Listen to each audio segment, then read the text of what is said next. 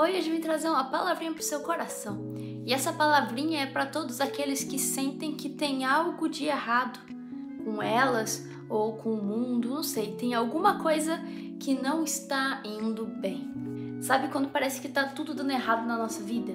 Né? Quando a gente toma decisões e vai em frente e depois começa a passar por umas lutas, por umas provas que são bem complicadas. Né? Ou quando no dia a dia acontecem situações embaçadas, situações difíceis e no final, né, com o passar dos dias nós nos cansamos.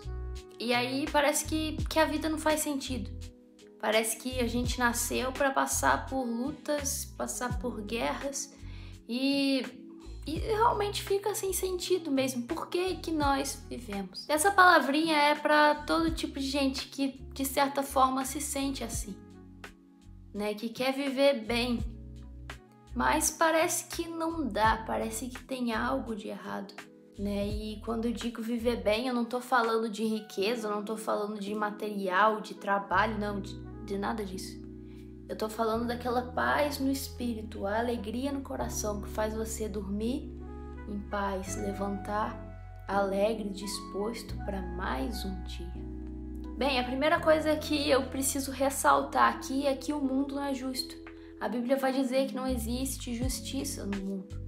Né, depois de Jesus, depois da volta de Jesus, depois, né, que nós tivermos um novo céu e uma nova terra, aí sim as coisas vão ser diferentes. Mas agora, depois que o pecado passou a reinar aqui, depois que o pecado ganhou espaço no coração dos homens, as coisas foram de mal a pior. E a tendência é essa. A Bíblia também vai dizer que o sol vai nascer sobre o justo e sobre o injusto, que a chuva vai cair sobre o justo e sobre o injusto. Então a vida ela vai ser feita de altos e baixos, independente se você tem o Senhor ou não. Sabe, o homem ele tem um desejo pela eternidade. Sabe, a gente vê que existe uma busca constante por tentar viver mais ou tentar marcar a história para de alguma forma, depois que passar a nossa vida, nós continuarmos vivendo ou continuarmos deixando uma lembrança de nós. Né? Existem várias crenças que creem que após a morte você nasce em outra vida, né? Uma espécie de reencarnação, ou eu não sei explicar.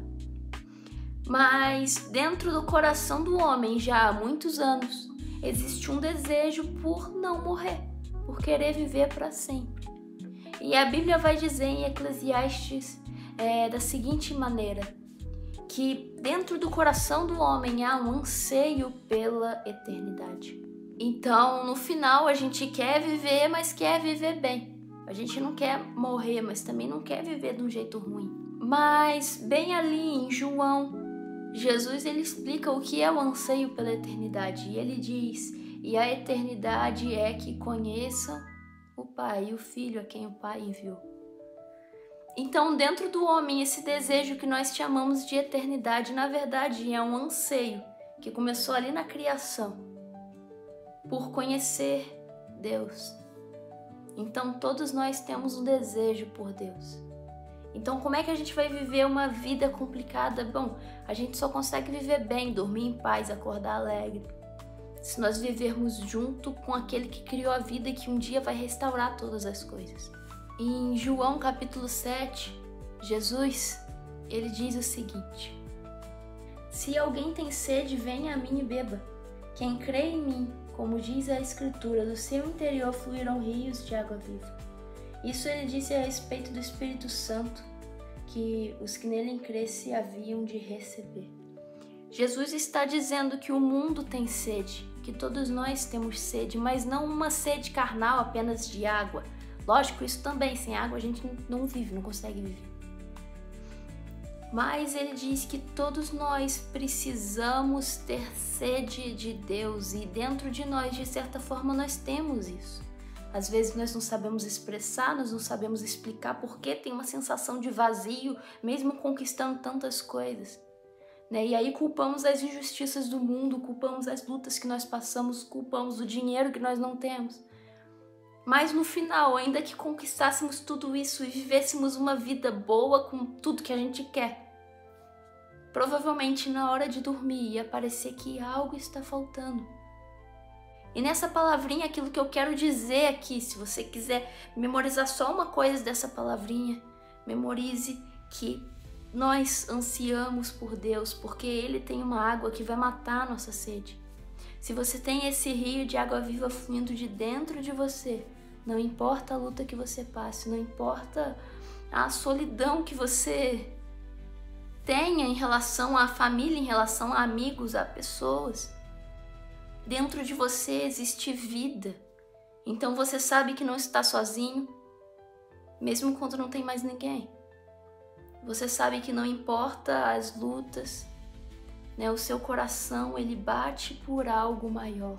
E depois que você partir, você vai estar diante do seu Criador, aguardando a restauração de todas as coisas. Sabe, Jesus disse que aquele que crê nele vai receber um Espírito. E é o Espírito Santo. O Espírito Santo é o próprio Deus habitando em você, então ele é maior do que qualquer espírito que possa existir por aí. Ele é bom. Ele não entra em você para te deixar vazio, doente, perdido ou com medo. Ele entra em você para trazer vida, para remover aquelas coisas que não são para estar aí, para tirar de você aquilo que te machuca e você nem entende. Às vezes nós não vamos entender os processos, né, pelos quais o Espírito Santo vai nos submeter, mas Ele quer você, Ele quer habitar dentro de você. Jesus quer colocar em você uma fonte de águas vivas. E não importa se você acha que é digno ou não, Ele tem água viva para você. Então não fique esperando do mundo, né, uma bondade que Ele não tem para oferecer. Mas espere de Jesus uma vida, uma água que ninguém mais pode te dar. E é isso. Um grande beijo e um abraço.